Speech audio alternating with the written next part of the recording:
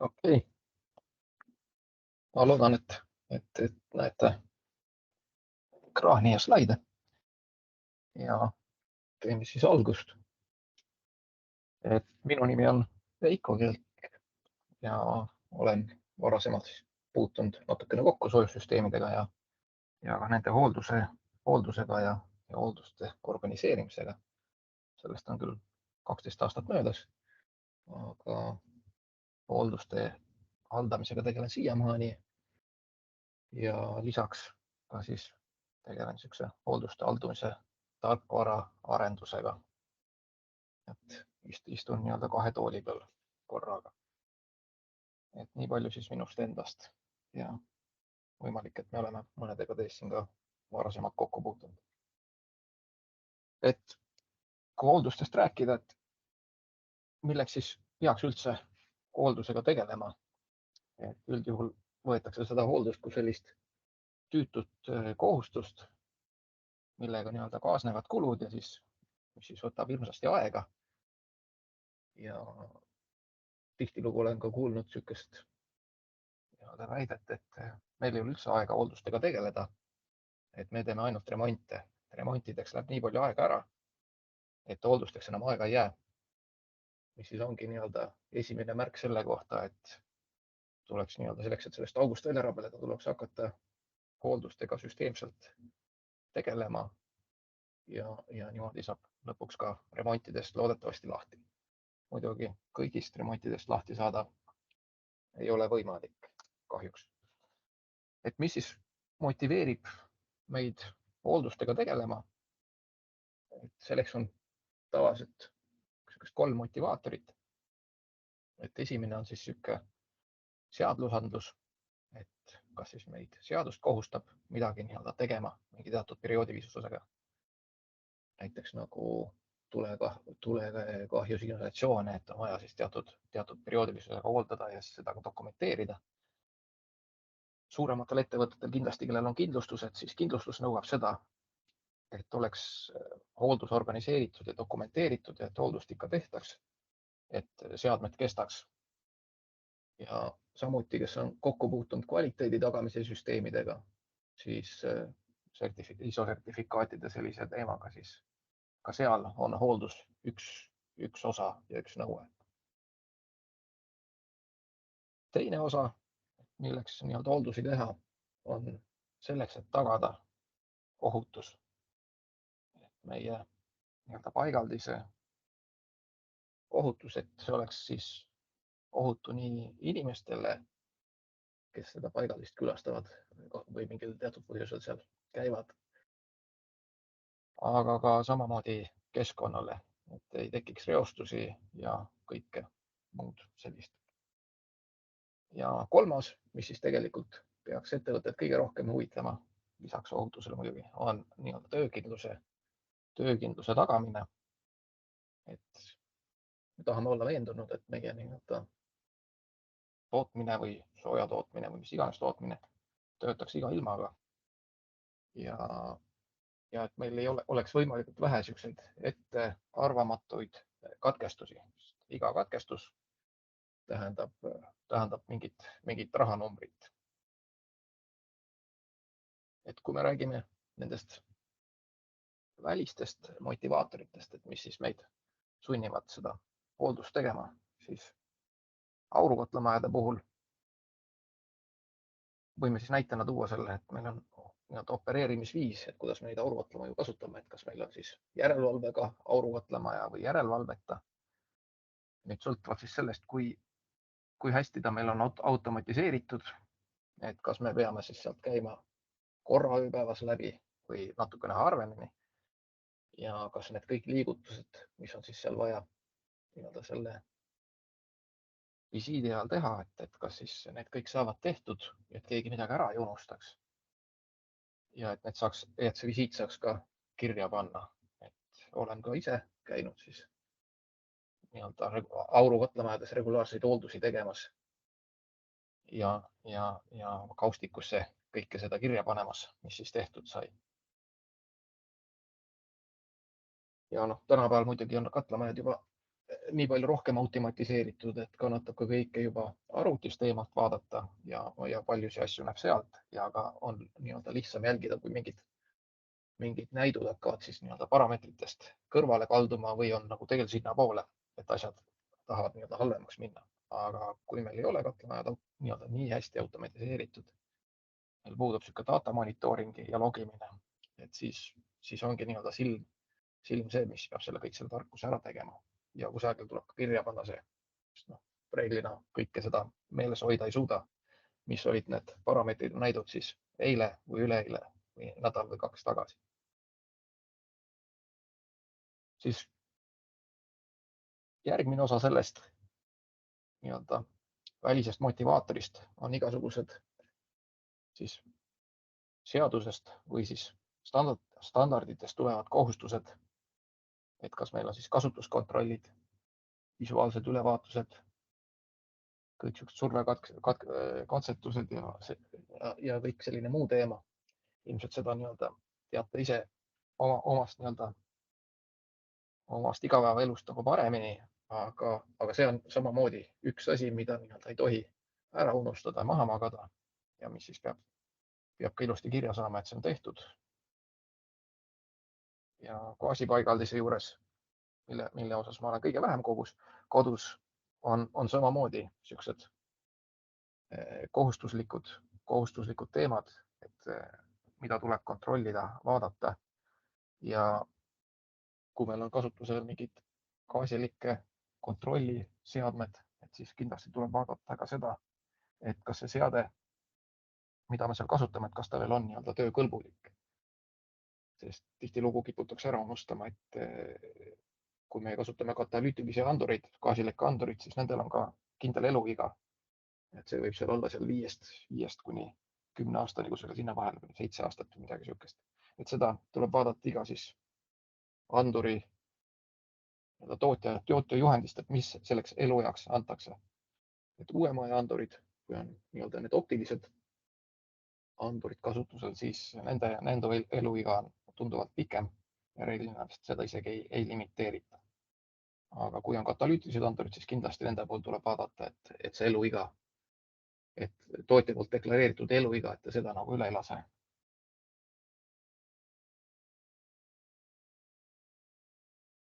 Lisaks, mis on minu jaoks uudis, on korstna kontrolli kohustus, mis on tekkinud juurde.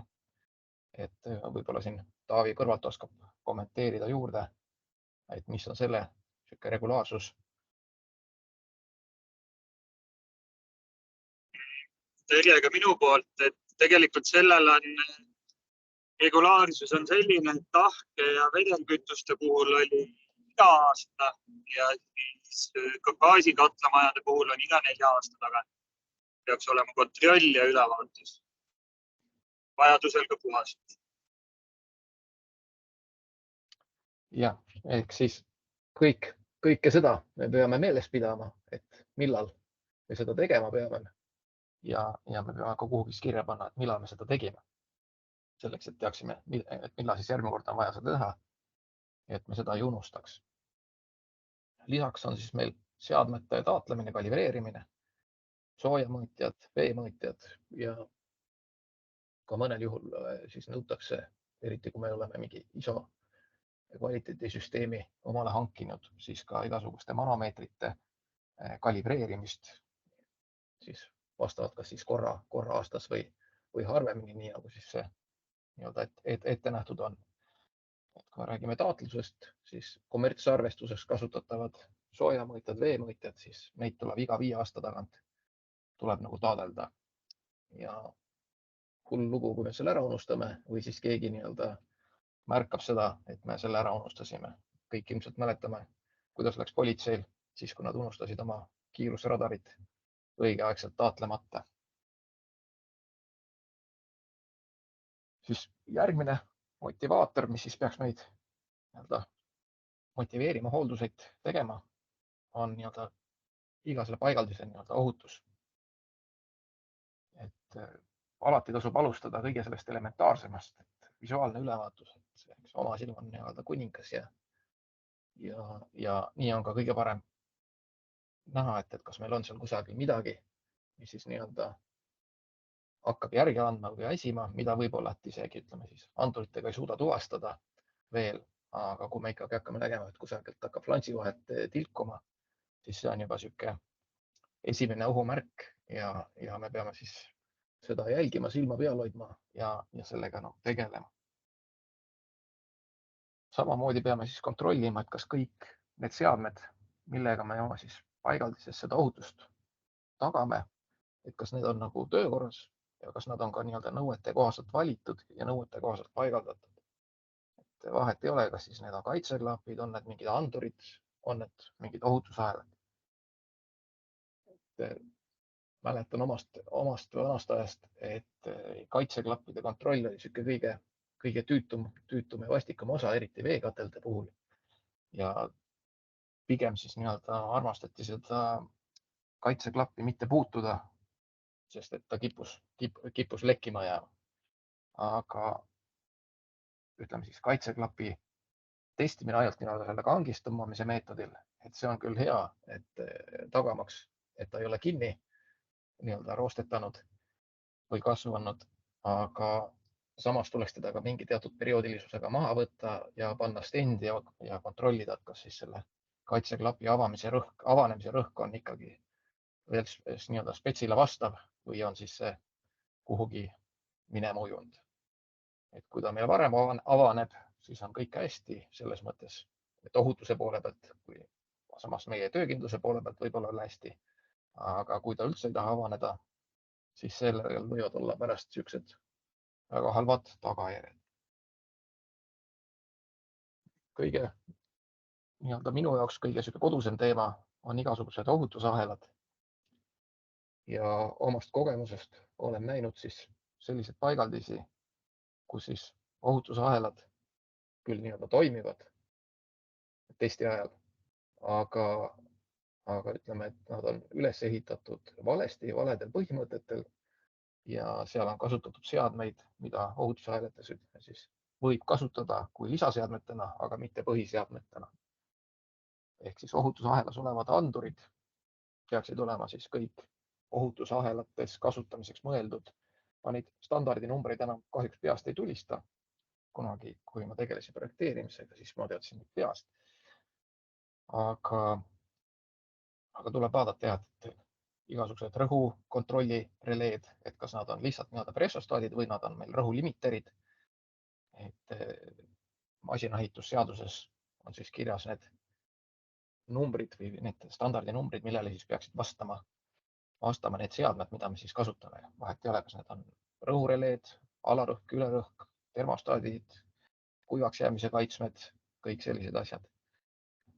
Et esimene tunnus, mille järgi aru saada, kas see seade on ohutusahelasse sobilik või mitte, on see, et kas ta siis lukustub või ta ei lukustu.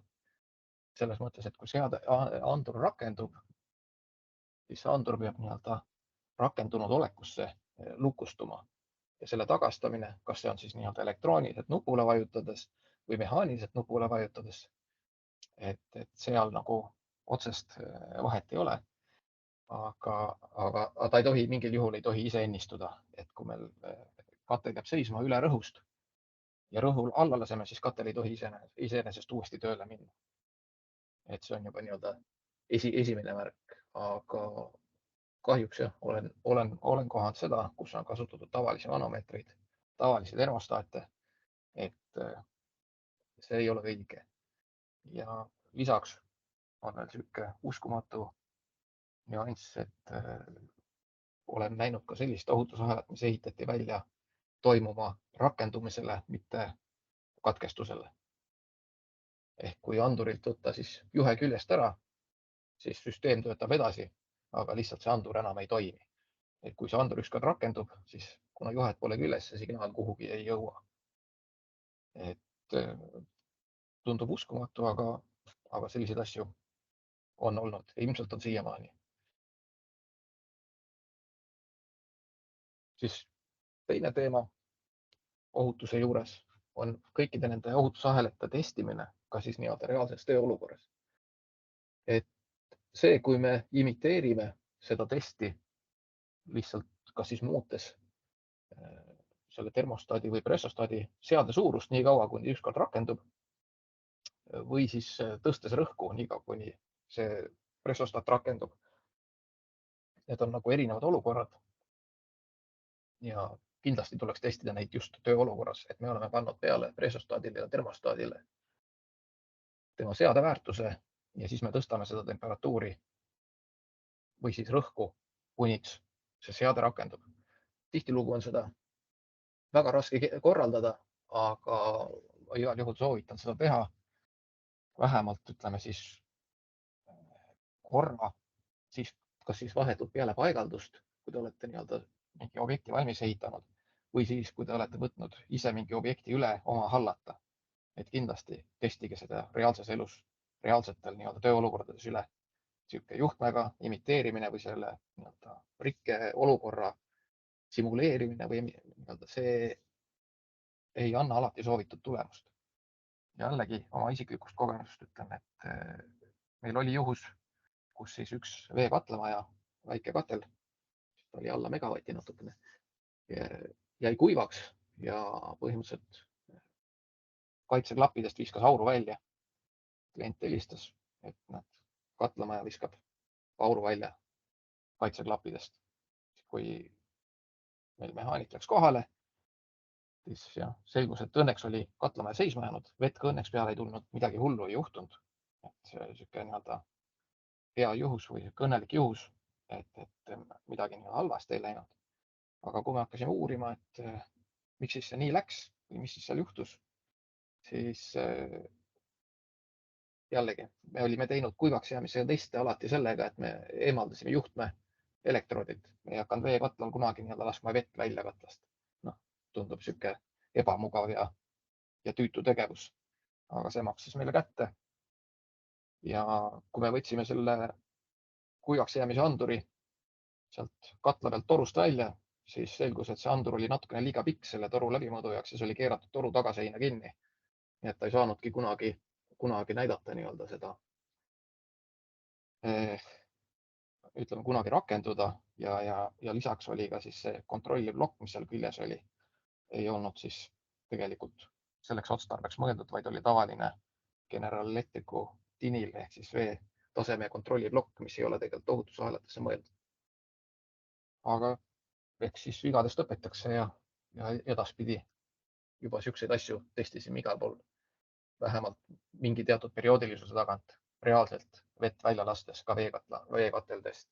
Aurukateldes on nende testimine vähe lihtsam, et seal saab lihtsalt toitevee kinni keerata ja vesi aurab minema ja saab suhteliselt ohutult neid asju, andurite reageerimist testida, kontrollida, aga veekatlamades on tõesti see ebamugav ja natukene tüütu, aga seda peaks tegema kindlasti teatud aja tagant ja ka mitte ainult see, et me testime ühe korra veega, siis nii-öelda päriselt olukorda simuleerides, siis kui me oleme selle valmis ehitanud või üle võtnud. Samamoodi tuleb seda teha mingi teatud perioodilisusega kindlasti nii-öelda veega, sest et ka sellele anduri endale võib kasvada peale mingi kiht, mis siis tekitab sinna juhtivuse ja kui vesi ära kaob, siis läheb tükk aega, ennem kui see kiht see ära kuivab ja siis nii-öelda andur siis tunnetab vee kadumist. Sama on siis nagu kaitseklappidega ja rõhuregulaatoritega, nagu ma ennem juba mainisin, et kaitseklapid tuleb siis samamoodi teatud aja tagant ikkagi eemaldada ja stendis järgi kontrollida, et millise rõhu juures nad rakenduvad ja kas nad üldse rakenduvad. Sest jah, tihtilugu nad kipuvad nii-öelda täis kasvama või kinni roostetama ja nende nii-öelda toimivus ei ole enam selline, mis olid nad uuest peast. Aga selleks, et olla kõiges kindel, tuleks nii-öelda siis seda reaalselt testida. Ja sama on nagu rõhuregulaatoritega, et tuleb rõhuregulaatorite puhul kontrollida, et kas see rõhuregulaator suudab hoida oma etteantud rõhku nii väikeste kui ka siis nii-öelda suuremate kulude juures ja millised on siis need nii-öelda, kui stabiilselt või hästi ta suudab seda nii-öelda rõhku hoida, et sinna ei tekiks nii-öelda, ei tea, kuidas see eesti keeles õige termin on, aga inglise keeles öeldakse, et overshoot ja undershoot, et ei tekiks siukseid nii-öelda piike sinna ja et see regulaator toimiks nii-öelda etteantud parameetrite raames. ükski seade, vahet ei ole, milline see on, ei tööta igavesti. Et alati kontrolli ja testi ja kui kahtled, siis parem vaheta välja, et kui tegemist on ohutusahela seadmetega, siis seal ei ole mõtet nagu ehku peale minna.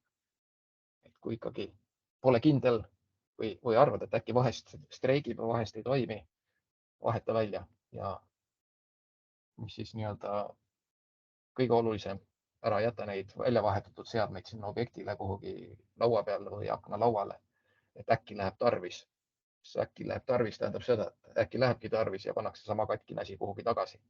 Sest et jah, kui mehaanik, kes selle välja vahetas, tema teab seda, et see on kasutuskõlbmatu või ebakindel, siis järgmine mees, kes sinna läheb, tema arvab, et see on sinna jäetud selleks, et juhul kui midagi juhtub, siis ta saab seda kasutada. Muidugi, kui ta väga kole välja ei näe juba, aga tihtilugu nii kipub olema. Ja vahest kipub ka omal see komme külge tulema, et ei raatsi ju ära visata, et näeb ilus veel välja küll. Et äkki saab kusagilt vahest võtta mingi jupi sealt küljest, aga neid asju tuleb siis ladustada mujal, mitte objektil. Ja pigem on siis need mõistlik kas siis koheselt taastada või siis utiliseerida. Aga kindlasti ei peaks neid asju hoidma objektil, ei katlamajas, ei soojas ilmes. Ja kolmas motivaator, mis meid siis peab sundima hooldusi tegema, on siis töökindluse tagamine. Ütleme, järjepidev ja süstemaatiline hooldus on see, mis meil lõpuks annab pildi meie objektist ja tagab ka selle toimivuse ja et meie siis ettearvamatute seisakute hulk oleks kas siis null või minimaalne. Et nulli viia on nagu neid väga raske, sest alati jääb see võimalus, et meie katlamaja mingil põhjusel seiskub. Aga kui me oleme seda süstemaatiliselt ja korrapäraselt hooldanud, mitte ainult päevikut täitnud, siis me suudame selle viia miinimum. Alati tasub tehtud hooldusi analüüsida ja vajadusel ka siis seda hooldusvälpasi korrigeerida ja hoolduskavasid. Et kui ikkagi on näha, et mingid filtrid, mida me siis oletame, et regulaarselt iga kuu võtame ilusti lahti, vaatame, kas seal filtrisõelas on midagi paha või ei ole, siis tasub kainelt mõelda ja võib-olla sellisel juhul seda hooldusvälpa natukene pikendada, et mitte teda iga kuu lahti kakkuda, vaid 2 kuu tagant, sest teistpidi võime vaadata ka seda, et iga selline hooldus, mis nõuab seadme avamist, see on teistpidi jälle kulu ja vähendab siis selle seadme, võib vähendada siis selle seadme töökindlust. Et sellisel juhul me peame hakkama vahetama tihendeid ja võib-olla veel muid elemente ja mõningal juhul, kui on mingit seadet igaks juhuks liiga tihti kinni lahti pandud, siis ta lõpuks sureb ära hooldamise tõttu, mitte hooldamatuse tõttu. Igat paigaldist tuleb siis analüüsida seadme kaupa, et ei ole sellist rusikareeglit, et mis siis töötas ühes katlamajas, et see kindlasti töötab ka teises katlamajas. Katlamajad on erinevad ja paigaldised on erinevad ja nende paigaldiste iseloom on erinev. Et jah, neil on seal palju sarnaseid jooni, aga teistpidi hoolduse puhul tuleb vaadata ikkagi konkreetset olukorda, konkreetset siis seda koormust ja vastavalt sellele siis neid hooldusvälpasi kas siis tihendada või siis vastupidi teha hõredamaks. Sest teistpidi ka igasugune hooldus on meile kulu ja sellest hooldusest tuleb leida siis hooldustest tuleb leida optimaalne balanss, mis on siis niisuguse kulu ja tegevuste mõistlik suhe. Me peame analüüsima, milline on siis see tõenäosus rikketekkeks. Ja kui meil see rikke tekib, kui pika seisaku see võib meil kaasa tuua. Et mõned rikked võivad olla sellised, mille kõrvaldamine on mõne minuti töö ja kõik on hästi jälle, aga samas teised võib-olla nõuavad meilt siis nii-öelda kui mitte tundide, siis võib-olla vahest isegi nädalate nii-öelda pikkust seisakut, enne kui me suudame selle uuesti töösse võtta. Ehk siis jah, kas me suudame selle 5 minutiga, tunniga või läheb meil nii-öelda äkki kuu või isegi rohkem selleks, et süsteem uuesti töösse saada. Et sihuke hea halb näide on, ütleme siis, tänapäevased siuksed kontrolleritel põhinevad automaatika ja kontrollsüsteemid või ka ohutussüsteemid. Kui me kasutame näiteks turvakontrollereid, siis näiteks Siemensi turvakontrollerite tarneajad tänasel päeval on rohkem kui aasta. Et kui meil juhtub midagi sükest, et meie katlamaja nii-öelda ohutuskontroller safety PLC sureb ära ja me peame siin uut asemele otsima, siis see ei ole selline asi, mida me lähme poest ja riiulit võtame, vaid et me võime, halvemal juhul võib meil tulla sihuke üllatus, et me ootame seda üle aasta, enne kui me selle saame. Ja antud hetkel ma ise juba ühte kontrollerit oostan üle aasta ja pole veel siiani kätte saanud. Ehk siis, kas meil seab selle objekti töös hoidmiseks vajalikud varuosad, kas meil on nad kõik olemas või tuleb sealt ka tellida, et vaadake objektil ringi ja mõelge, et millised on siis need asjad, need seadmed, mis siis võivad rikneda, kui suur on selle tõenäosus, et ta rikneb. Ja kui te leiate, et see on selline 50-50, siis tuleks vaadata, mis see seade maksab ja teistpidi vaadata, et kui palju seisak maksab, et kumb on siis nii-öelda odavam, kas riskida ja leppida selle seisakuga või siis vastupidi, et investeerida varuosadesse ja hoida neid laos, et tagada niimoodi varustuskindlus. Ehk kui meil tootmine jääb seisma, et mis siis sellega meile kaasneb? Et kui meil on lihtne küttekatlamaja, siis võib-olla see tund-paar seisakut ei ole nagu suur probleem. Aga kui me räägime tootmisest, kus näiteks kasutatakse auru või termaalõli ja meil katlamaja seisma jääb, siis see võib tähendada kogu tootmise seisakut ja ilmselt see tootmise tund aega seisakut maksab oluliselt rohkem kui mingi suvaline varuosa selles katlamajas. Ilmselt isegi terve põleti laos hoidmine on odavam kui siis mingi tund mingit seisakut korralikus tootmises. Ehk siis jälgi varuosasi, et need oleks olemas. Tee riskianalüüs oma objektile ja varuosadele ja hoia neid siis nii-öelda mõistlikul määral laos ja ladusta ka sellisena, et nad peale ladustamist oleks ka kasutatavad. Mitte ära kuhja neid ühte hunnikusse, kust need keegi ei leia või siis nad nii-öelda saavad vigastada või halvemal juhul kaovad ära, lähevad jalutama kuhugi. Hoia silm peal, kontrolli ja tasub ka meeles pidada, et on selliseid varuosi, eriti Elastomere, millel on ka nii-öelda parim enne kuupäev, et nad lihtsalt kipuvad ajas oma omadusi muutma. Et kui meil on ventiilide membraanid või mingid sellised asjad, siis tihtilugu on nendele peale kirjutatud, et best before ja on pandud sinna kuupäev peale. Et kui see aeg nii-öelda kätte saab, siis pole midagi teha, on mõistlik need minema visata ja tellida uued asemele. Sest et vastasel juhul võib juhtuda, et paneme küll uue varuosa sisse, aga see koheselt ka rikneb või siis ei kesta väga kaua. Ja teine, nii nagu ma enne mainisin juba, et ära hooldamistega üle pinguta. Liigne entusiasm on samamoodi saatanast, et vähendab töökindlust. Et ei ole mõtet pumpa iga kuu võtta ribadeks lahti, uuesti kokku panna, sest see pump ei ole päris selliseks asjaks mõeldud. Et hinda kõike kaine pilguga ja vaata, kasuta sükest kainet mõistust igasuguste hoolduste plaanimisel. Okei. Et siis põhiline küsimus on see, et kui tihti me siis neid hooldusi tegema peaksime. Et loomulikult nii tihti kui vaja ja nii vähe kui siis võimalik. et mille järgi siis seda hallata või mille järgi siis seda vaadata, siis esimene punkt peaks tulema siis sellest, mida ütleb meile seadus või standard, kui meil on sellised asjad. Et okei, et me räägime, et võib-olla soojamõõtja või veemõõtja kalibreerimine või taatlus ei ole pole päris nii hooldus, aga eks ta teistpidi ikkagi natukene läheb hoolduse alla.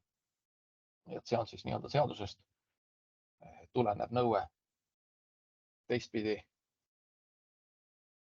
peaks vaatama siis tootja soovitusi, sest igal seadmel on reeglina kaasas ka tema hooldus- ja paigaldusjuhend ja hooldusjuhendis on kirjas, kas ja kui tihti ja milliseid tuleks seda seadet hooldada ja milliseid tegevusi siis selle hoolduse käigus tuleks teha. Siin on jällegi see puhul, et kui mõnel juhul tootja ütleb, et hoolda siis seda seadet iga 500 tunni tagant või vahet seal mingid jupid välja, iga 500 tunni tagant, siis tasub jällegi kasutada kainet mõistust ja ka mõelda, et kas meie puhul selline soovitus on see optimaalne, kas see on liiga tihti, kui see on liiga harva. Üldjuhul tootjad annavad selle soovituse siukse varuga, et sa ühtpidi ei pingutaks väga üle, aga teistpidi, et ka ei jääks puudu. Ja tootjate puhul on ka alati see, et varusade müük tähendab kasumit. Ehk siis võimalusel korrigeeri hooldusplaani vastavalt siis sellele, kuidas teie objekt käitub, kui on selline võimalus olemas. Mul enda kolleeg, kes töötas siis Lidicos, enne kui ta meiega liitus, oli seal hooldusjuht, või tehnikajuht õigemini. Siis tema ütles mulle sellist asja, et nemad hakkasid hooldusvälpasi siis pikendama. Kogu aeg tegid natuke pikemaks ja siis, kui leidsid, et nüüd hakkasid tekkima rohkem rikkeid, siis võtsid natuke tagasi ja leidsid siukse optimaalselt võimalikult pika hooldusvälba ja hooldasid edaspidi oma seadmeid selle järgi ja nad saavutasid sellega rahaliselt päris suure kokkuhoiu. Ehk see on siis nagu Bolti pingutamine, et keerame Bolti pooleks ja siis pool pööret tagasi. Et umbes samad põhimõtted kasutasid nemad seal oma siis tootmisliinide jaoks, aga neil oli see võimalus, nad ei saanud seda kasutada igal pool, aga seal, kus oli selline võimalus, kus ei tekkinud seda suurt seisakut ega teistpidi seda toodangu seisakust tekkivat kahju, et kus neil olid asjad osaliselt dubleeritud või on asjad nii kriitilised, siis majanduslik, ütleme konkurentsi tingimustes, kus iga euro on arvel, siis nemad leidsid sealt sellise mooduse, kuidas nad said oma hoolduseelarvet oluliselt vähendada. See on mingi paarkümmend protsenti või kui palju nad aastas kokku hoidsid selle. Ehk see on, kui on võimalus, tasub selle peale mõelda ja plaanida. Muidugi, kui me oleme teenusepakkujad, mida siis me oma eelmises töökohas tööandja juures oli, me ei ole aga täna, siis meie kui teenuste pakkuja ülesanne või eesmärk on hoolduste pealt loomulikult tulu teenida. Ja kui meil on leping, et teeme hooldust korra kuus, siis meil on kohustus teha seda hooldust korra kuus, mitte teha seda hooldust siis, kui on vaja. Ehk et siin tasuks ka jällegi vaadata ja oma teenusepakkujaga kokku leppida, et teha hooldust mitte siis paberi järgi, et teeme korra kuus, sest et vastasel juhul võime sattuda siukse nonsensi otsa, kus me oleme ise omast kogemusest olnud, et kus siis tehti hooldust 31. jaanuaril ja järgmine mees läks seda tegema siis 2. veebruaril. Et kord kuus seina peal oli suur graafik, kuhu siis pandi mullikesi, et millisel objektil on käidud, tuli uus kuu, kõik plats oli puhas ja teine mees valis selle objekti, mis oli talle lähemal. Ja kuna seina peal olevates kalendris on kirjas, millal siis eelmist objekti tehti, siis oligi hea, mugav ja lihtne võtta seda, mis on lähedal. Et ühelt poolt lepingu järgi kõik on korrektne, teiselt poolt inimlikult vaadates ja tehnika seisukoha pealt on see nonsense. Et kui meil jääb 2 hoolduse vahele paar päeva ja edasi on siis võib-olla siis kuu või 2 või 1,5 vahet. aga teistpidi seadme omanik peaks siis nii-öelda vaatama oma hoolduseid sellise pilguga, et ta teeb hoolduseid nii, nagu on vaja, mitte siis nii, nagu ütleb leping, et teeme korra kuus.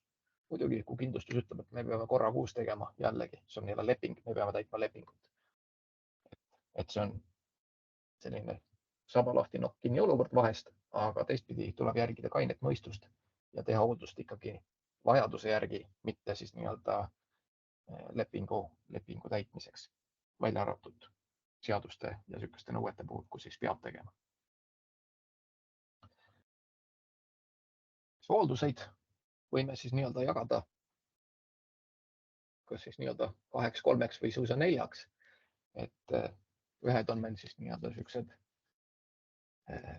kuidas siis öeldakse, et inglise keeles on reactive maintenance ehk reageeriv hooldus ehk me teeme hooldust siis, kui meil midagi hakkab tuksi minema. Et me muidu ei puutu. Teine on siis nii-öelda ennetav hooldus, et kus me nii-öelda leiamegi omal siuksed optimaalsed hooldusvälbad, mille järel me siis mingeid tegevusi teeme.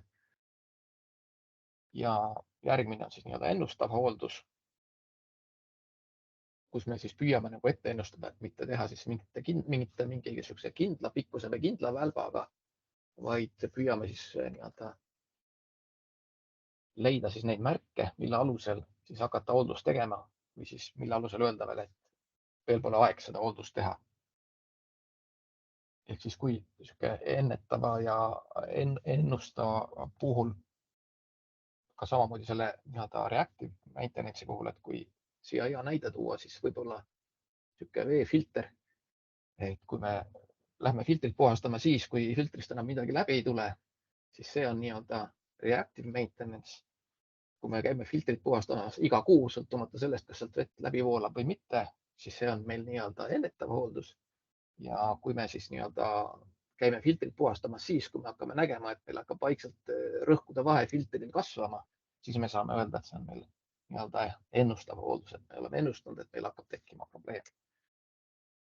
Ehk siis nagu ma juba rääkisin, reactive maintenance on siis see tekkepõhine hooldus ja enamasti on need pigem juba remondid, enam mitte hooldused. Teistpidi, see on jälle kõige odavam, kui me vaatame nii-öelda hoolduskulu, et me kulutame aega selle seadmega tegelemisel ainult siis, kui seal on mingi probleem. Et meie nii-öelda siis ajakulu selle seadmega tegelemiseks on nagu kõige väiksem. Mõnel puhul on see täiesti põhjendatud ja ongi kõige optimaalsem ja parem lahendus, kui see teistpidi ei too meile kaasa jälle seda kaasnevat kulu ehk siis toodangu seisakut või midagi sarnast. Siis ennetav hooldus, nagu ma ka juba eelnevalt ette ära rääkisin, et on just see mingi perioodiline hooldus, mida me teeme siis mingi kindlate ajavälpade järgi ja siis ennustab, et kui me teeme seda vajaduse põhiselt, et kas me siis seda teeme vaadates mingeid nagu manomeetreid, termomeetreid ja analüüsides neid andmeid, siis sellise ennetava hoolduse jaoks me peame siis koguma andmeid rohkem kui ütleme sihuke tava nii-öelda, ütleme ennustava hoolduse jaoks peame koguma rohkem andmeid, kui me teeme seda tavaliselt sihukese ennetava hoolduse jaoks. Et näiteks, kui me tahame teada, et millal siis me peaksime hakkama katelt puhastama, kas me puhastame seda katelt iga kuu või iga poole aasta tagant, iga aasta tagant või siis me hakkame seda katelt puhastama siis, kui me näeme, et meie suitsugaaside temperatuur hakkab kerkima, siis meie seal teatud sõltuvalt siis koormustelt, teatud koormustel, siis me hakkame nägema, et meie suitsugaasi temperatuur ei ole enam 180 kraadi või seal 200 kraadi, vaid on juba seal 230 ja 250 kraadi, siis me teame, et jah, et me oleme natukene vist isegi juba nii-öelda hiljaks jäänud oma katla puhastamisega. Et enamuse soojust laseme korstnasse, mitte ei anna sinna vette ära. Aga sellise ennustava hoolduse puhul sellisel juhul me küll nii-öelda kulutame ühtepidi aega rohkem selleks, et neid andmeid koguda, me peame neid andmeid koguma vähe tihedamalt. Tihtilugu ütleme, et ainult sihuke korra kuus andmete kogumine, sellisel juhul nagu ei aita meid, vaid me peaksime ikkagi siis nii-öelda tegema seda tihedamalt, jällegi sõltuvalt protsessist, kas siis seda me võime seda tegema näiteks iga päev või korra nädalas või 2 nädala tagant. See on jälle niisugune analüüsi koht ja teema, et ei ole olemas niisugust ühtset rusikareeglit, et tee nii ja see on õige. Et igal süsteemil ja olukorral on oma mõistlik nii-öelda andmete kogumise piir. Kui me seda teeme liiga harva, siis me lihtsalt kaotame selle ennetava mõju nendele andmetele. Et mis on oma tööst, mida ma näen, et mis on selline kõige niisugusem, ütleme siis teistpidi totram olukord, see, kus meilt tellitakse vibratsiooni mõõtmist kord aastas. Teeme kord aastast vibratsiooni mõõtmist, mõõdame ära, saame teada, et kõik on hästi. Samas 6 aja pärast võime mõõta uuesti ja et kõik on väga halvasti. Ja me tegelikult seda hetke, millal siis see hea halvaks pööras, seda hetke me ei tabagi. Et kui me räägime siis vibratsiooni mõõtmistest, see on siis veerelaagrite vibratsiooni mõõtmisest, siis seda ütleme, et oleks mõistlik teha vähemalt korra nädalas või siis mitte rohkem kui 2 nädala tagant. Aga kui me teeme seda korra kuus, siis me võime selle juba tegemata jätta ja kord aastas mõõta vibratsiooni, teha seda nii-öelda niisugust vibroanalüütikat, siis see on nagu, ütleme siis pakasuhha, kui niimoodi võib öelda. Et sellest mingit praktilist kasu või tolku ei ole. Sest kui need laagrid hakkavad ära väsima või meie süsteem hakkab ära väsima, siis see muutus on niisugune eksponentsiaalne, et ta alguses hakkab vaikselt kasvama ja siis mingil hetkel see kasv muutub nii-öelda väga kiireks. Aga kui me seda nagu ei märka, siis me juba saame sellest teada siis, kui see asi läheb meil katki. Ja muidugi on ka meil siis condition-based maintenance, mis on siis tegelikult üks ennustava hoolduse nii-öelda osa või niisugune alamliik või sarnane selle on see, kui meil on väga hästi välja ehitatud automaatikasüsteem, mis siis nii-öelda kõike monitoorib ja me juba näeme kõiki neid sama muutusi juba eos, et me ei pea käima ise neid käsitsi registreerimas või mõõtmas, vaid meil on mingi SCADA süsteem, mis kõike registreerib ja seal me hakkame siis juba nägema neid muutuse trende, kui meil mingid parameetrid hakkavad siis nii-öelda käest ära minema. Hakkab see nii-öelda graafik vaikselt ülespoole ennast kerima, siis me saame midagi ette võtta, kas siis katelt puhastada, laagrid määrida või põletit häälestada või mida iganes. Ja muidugi võimalusel võiks jälgida siis reaalseid nii-öelda töötunde seadmetel, et mitte käia siis nii-öelda hooldamas näiteks ütleme, et rõhuhoide pumpa seal iga kuu, et võtta see kuu on küll midagi väga lühike, see oli vähe ülevõimeldatud näide, aga et käia mingi kindla perioodilisega seda nii-öelda pumpa hooldamas, kui samas võib-olla see pump ei olegi nii-öelda töötanud. Et tema töötundide hulk on nagu väga minimaalne. Et kindlasti võimalusel tasuks nii-öelda kaaluda siis seda, et me teeme nii-öelda hübriidlahendused hooldusvälpadele, kus me siis nii-öelda kasutame siis sarnast skeemi, nagu me teeme oma autole.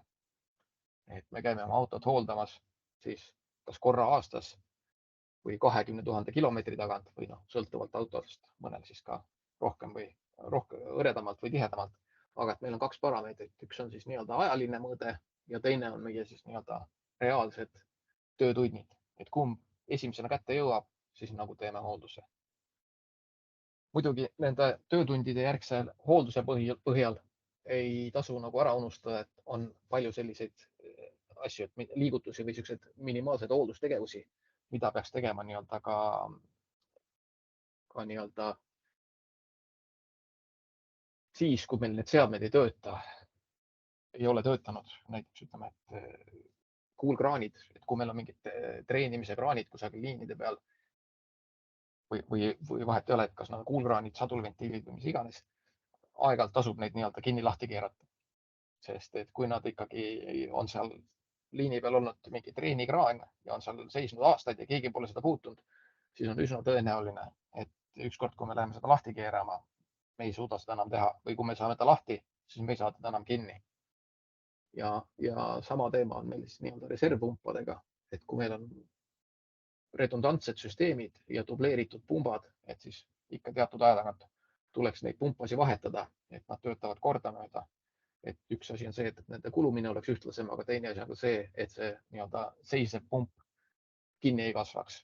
Et kui on automaatsed katlamajad, siis me oleme ka nii-öelda varasemalt teinud siis sellised automaatikasüsteemid, mis siis vahepeal nii-öelda sekundaarpumba panevad korraks lihtsalt tööle, kas siis mõneks minutiks või 10 või 15 minutiks või tunniks, sõltuvalt siis sellest, millega siis on tegu või kuidas siis parasjagu nii-öelda olud võimaldavad. Ehk siis jah, rääkisin jälle slaidist ette, et ka mittetöötav seade vajab hooldust, et kindlasti ei tohiks seda nagu ära unustada. Et dokumenteerimine ja kõige selle, mis me oleme kirja pannud, analüüs, et see on alati abiks, et kindlasti kõik rikked, erakorralised tööd, mis me oleme teinud, et tasub panna kirja. Et küll tundub see, et näed, et läks seal mingi asi katki, vahetasime välja, tühi asi, et ärme kirja pane. Tasub ikka kirja panna see kõik. Et iga rikke, mis meil on olnud, tuleks nii-öelda dokumenteerida, mitte ainult regulaarsed hooldused, vaid ka nii-öelda rikked tuleks dokumenteerida ja tuleks neid nii-öelda hiljem ka siis kogutud andmeid analüüsida. Et ei ole mõtet koguda andmeid, kui nendega hiljem midagi nii-öelda ei tehta. Kui me suudame nii-öelda kõiki neid rikkeid järjest kirja panna, siis me suudame ka objektiivselt leida need seadmed, mis meile kõige rohkem peavalu valmistavad. Et kui meil on suurem hooldusmeeskond ja häda veel, kui see toimub vahetustega, siis kui küsida nüüd kõikide hooldusmeeste käest, et milline on siis kõige nirum ja kõige kehvem seade meie tootmises, siis kindlasti on nii palju, kui meil on töömehi, nii palju on ka nii-öelda arvamusi, et igaüks on käinud mingit seadet siis seal nii-öelda mitu korda remontimas. Aga võib-olla nad on käinud igaüks hoopis mingit teist seadet remontimas, küll nii-öelda ainult korra, aga seest on iga mees seda korra käinud remontimas. Ja siis selle statistika järgi tulebki välja, et see seade, mis tundub olema kõige parem, on tegelikult kõige kehvem, kuna ühe inimese vaatest käis ta seadet A remontimas 3 korda, seadet B remontis 1 korra. Ja samamoodi siis tuleb järgmine mees, kes on jälle sedasama nii-öelda ühte seadet remontid nii-öelda mõned korrad ja teeb mingit teist seadet jälle 1 korra. Aga kui me liidame kõik need andmed kokku, siis me näeme, et tegelikult kõige paremaks peetud seade võib olla meil hoopis kõige kehvem seade. Ehk selleks tulekski koguda andmeid ja analüüsida ja et mis on siis olnud need nii-öelda kõige nii-öelda kehvemini toimivad seadmed. Ja alati siis tasub lisaks sellele faktile, et meil on mingid rikked või remondid on toimunud, tasub alati kirja panna ka see, kui kaua selle rikke kõrvaldamine aega võttis. Et me jõuame tagapool ka siis selliste terminitini, nagu on MTTR ja MTBF ja nii edasi. Et need aitavad meil siis nii-öelda tuvastada meie nii-öelda kõige probleemsema seadme, aga samas teinekord meie kõige probleemsem seade ei pruugi olla meile kõige nii-öelda valusam. Et mõni seade, mille nii-öelda võib-olla, mis vajubki väga tihti nagu tähelepanu, aga tema nii-öelda selle rikke kõrvaldamine on nipsust väga lihtne, aga teistpidi järgmine seade, mis on võib-olla ei vaja nii palju kordi tähelepanu, aga ajakulu selle probleemi lahendamiseks on kordades suurem. Ehk siis keskendu kõige rohkem sellele, ütleme siis nendele seadmetele, mis toovad kõige rohkem kahju, ütleme, et võtavad kõige rohkem aega. Selleks on tegelikult olemas ka sihuke nii-öelda niinimetatud 80-20 printsiip ehk siis Pareto printsiip, mille järgi siis võime nagu väita, et 80% nii-öelda siis meie ajast võtavad 20% seadmeid. Ehk siis me peame leidma need 20% seadmeid, mis meile kõige rohkem peavalu valmistavad. Ja me saame siis nii-öelda ajaliselt 80% võitu. Et Pareto oli siis Itaalia üks majandustegelane, kes siis tõi välja siis sellise teooria küll majanduse kohta, et 80% meie tuludest tuleb 20% klientidest ja ülejäänud 20% meie tuludest korjame kokku siis 80% klientidest. Et sama asja, sama teooriat siis katakse üle ka igal poole muudesse eluvaldkondadesse ja samamoodi ka hooldusesse. Ehk siis jälgi rikkeid, dokumenteeri neid, analüüsi ja püüa ennetada rikkeid. Siis hea sihuke analüütika või mida vaadata on ja jälgida nii-öelda. See ei ole selline, mida siis me saame, et hakkame nüüd täna jälgima ja homme saame tulemuse, vaid mis tuleb läbi aastate, on just vaadata nagu seda, et mis on meie nii-öelda suhe remontidesse ja hooldustesse. Et remontide ja hoolduste vaheline suhe, et kui me näeme, et meie nii-öelda remontide arv on nagu hakkab kasvama, siis tasuks nagu mõelda, et äkki me peame kusagil siis oma hooldusintervalle muutma ja hooldust nii-öelda tihendama. Ja siis me hakkame nägema, et kas meie nii-öelda siis rikete hulk hakkab sellest nii-öelda vähenema või ei hakka. Et kuigi meil kokkuvõttes võib-olla see aeg, mis me kulutame siis selle seadme peale, et kas siis teda nii-öelda hooldades või teda remontides võib olla sama, siis igal juhul on hooldus ette, kui on remont, sest hooldust me saame ette plaanida. Remont kukub meil lihtsalt nii-öelda taevast kaela. Et selleks, et kõike seda nii-öelda analüüsida, tuleks kõiki rikkeid nii-öelda dokumenteerida, mitte ainult siis seda, et meil see asi seade läks katki, vaid ka siis seda, mis oli siis see põhjus, mis meil seal katki läks. Et kas meil läks seal pumbal, läksid laagrid läbi, läks meil seal mootor katki või läks tihend katki või oli mingi muu ikaldus või hädas. Et need tuleks jällegi samamoodi nii-öelda lisaks kirja panna, et meil oleks mida nii-öelda hiljem nii-öelda analüüsida ja vaadata. Millal meil rike tekkis, mis oli selle põhjus ja milline oli siis selle nii-öelda meie kulu.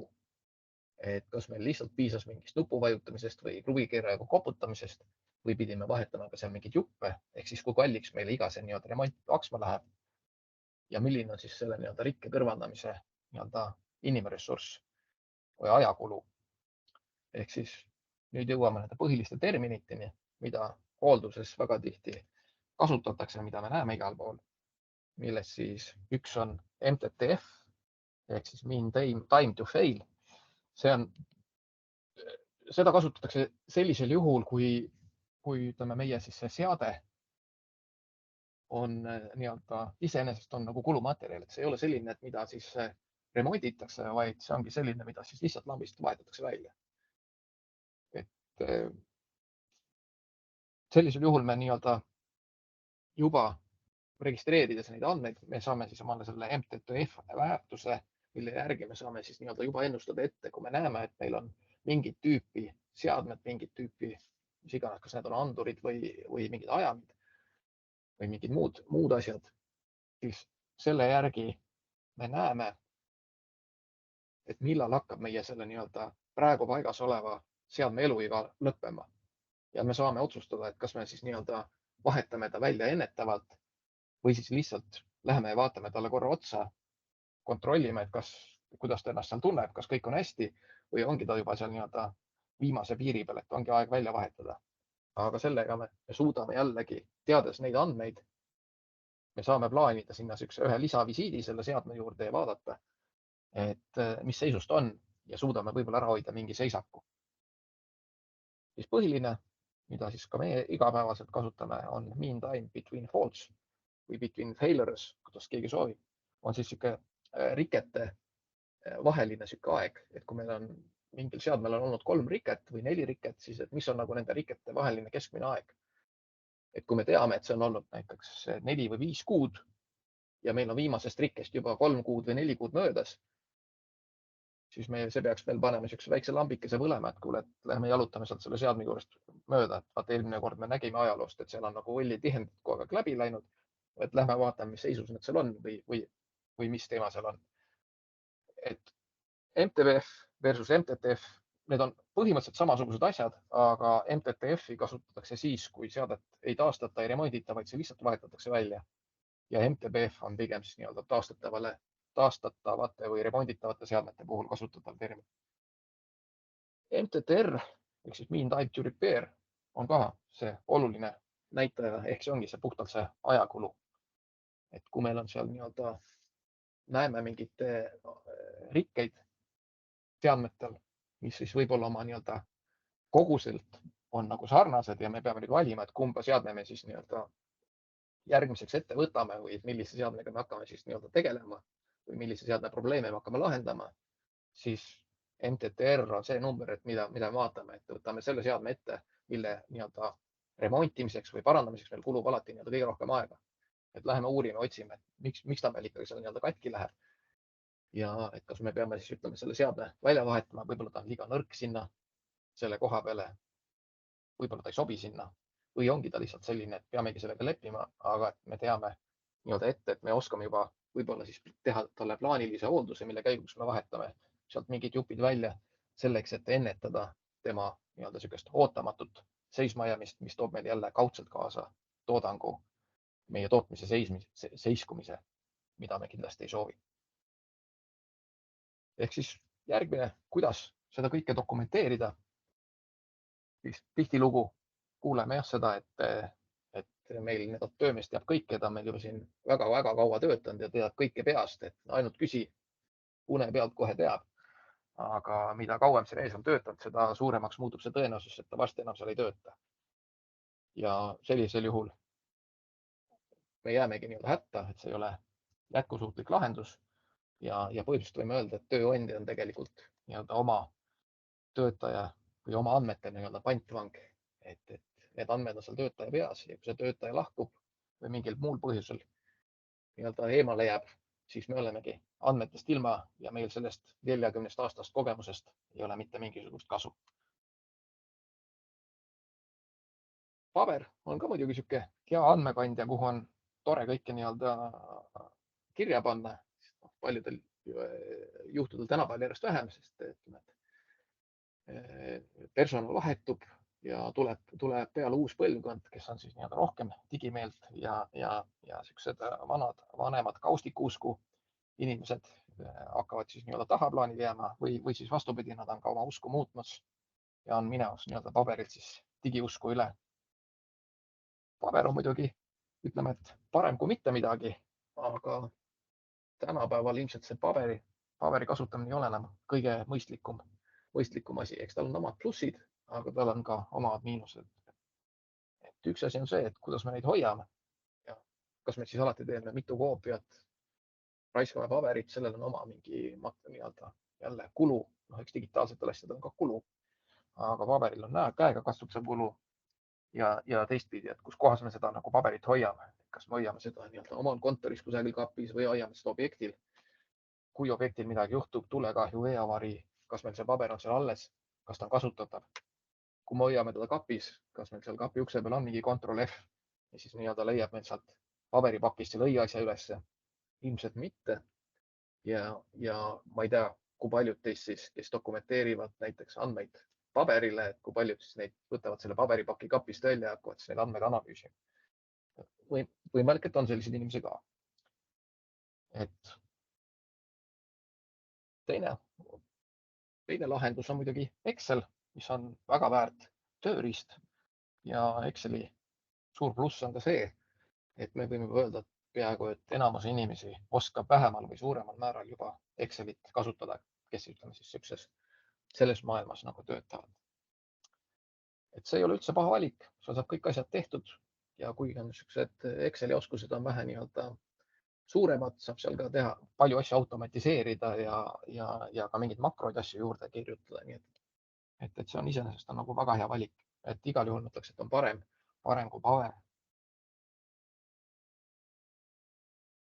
Mis on nagu niisuguse Exceli failide, et Exceli nii-öelda hoolduste registreerimine ja hoidmine. Et kindlasti ei tasuks seda faili hoida oma arvutis. Et parem hoida seda siis kusagil nii-öelda ettevõtte keskses serveris, sest et reeglina server on tunduvalt parem nii-öelda seade, kui on teie enda arvuti. Ja kui kasutate laptoppe, siis teinekord võibki juhtuda, et kukub see laptop maha ja läheb kõvaketas katki või ta varastatakse ära või lihtsalt mingil muul põhjusel väsib ära. siis on need andmed sealt kadunud, et see on selline nii-öelda ikaldus, mida nii-öelda keegi väga kogeda ei taha. Aga kui on ettevõtte server, siis reeglina on need juba siis sellised korralikumad aparaadid, kus on siis nii-öelda dubleeritud kõvakettad ja millest juba tehakse organiseeritud varukoopiaid, kui on ettevõttel korralik IT-osakond olemas. Või siis teine alternatiiv, mis tänapäeval on ka väga hea ja turvaline, suhteliselt turvaline, on Google Drive, OneDrive, Dropbox ja muud sarnased nii-öelda siuksed andmesalvestuse pilveteenused. Ja eks siin võib alati mõelda, et minu andmed on kurat teab kusagil seal pilve peal. Et keegi ei tea, kus nad reaalselt salvestatud on, aga nad on ikkagi nii-öelda andmete säilimise koha pealt on nad tunduvalt kindlamas kohas kui teie enda nii-öelda arvuti kõvakettal või USB mälupulgal. Ja teistpidi on nad siis ka teistele paremini kättesaadavad. Ja neljas variant siis, kuidas nii-öelda siis neid andmeid säilitada või hoida, on kasutada siis mingit spetsiaalset hoolduste haldamiseks mõeldud tarkvara.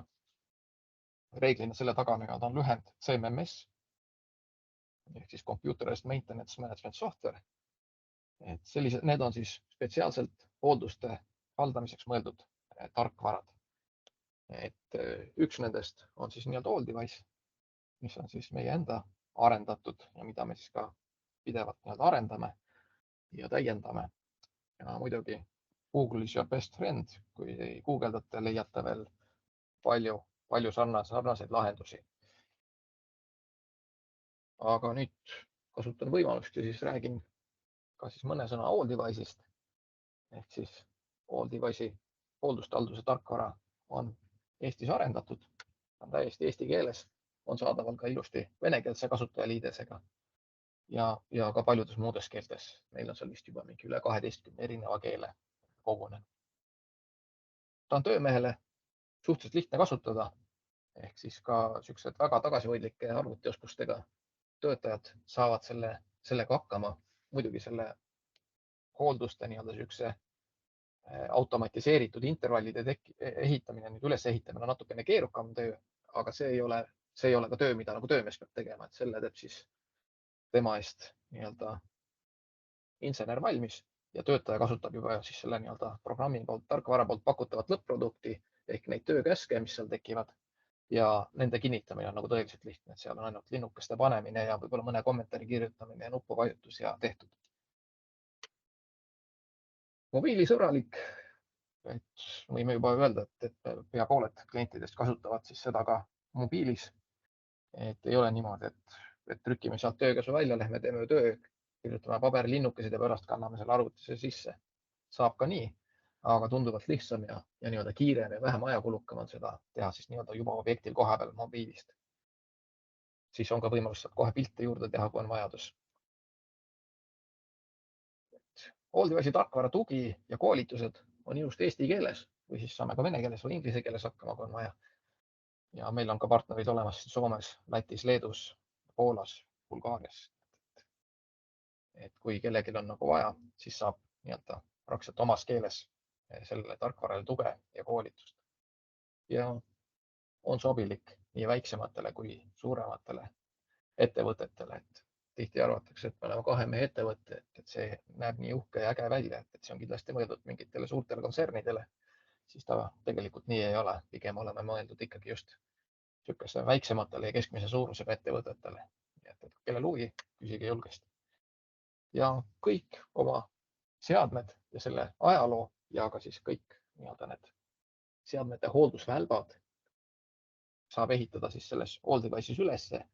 Ja kui see töö on tehtud, siis AllDevice annab teile ise märku, et millal ja mida te tegema peate.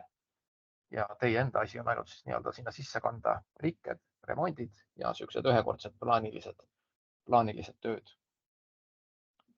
Et kellel on huvi, siis lisainfot leiab siis meie kodulehelt www.alldevice.com või siis alldevicesoft.com, kes viitsib pikemalt kirjutada.